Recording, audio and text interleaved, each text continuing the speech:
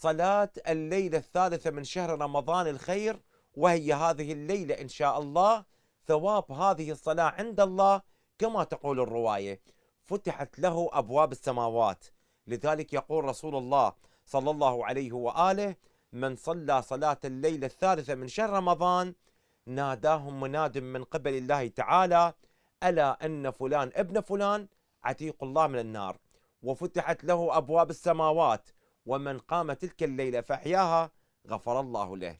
من صلى صلاة هذه الليلة، كيفية هذه الصلاة: الصلاة 10 ركعات، يعني مثل صلاة الصبح 5 مرات، كأنما صلي صلاة الصبح 5 مرات.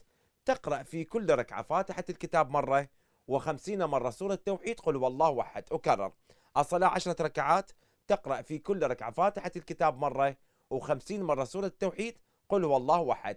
وتقدر تفرق ما بين الركعات، يعني كل 10 دقائق كل ربع ساعة تصلي لك ركعتين. وكذلك بإمكانك أن تصلي هذه الصلاة وأنت جالس، ماكو إشكال.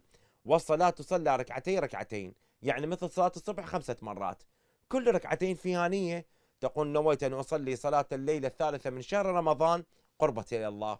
تكبر، تقرأ تشهد وسلم. وكذلك باقي الركعات. وقت هذه الصلاة من بعد صلاة العشاء وينتهي ما قبل الفجر، فلا تقصروا من صلاة الليلة الثالثة من شهر رمضان. جزاكم الله خير جزاء المحسنين، ونسأل من الله عز وجل أن يوفقنا لقيامه وصيامه بجاه محمد وآل محمد. هذا وآخر دعوانا أن الحمد لله رب العالمين.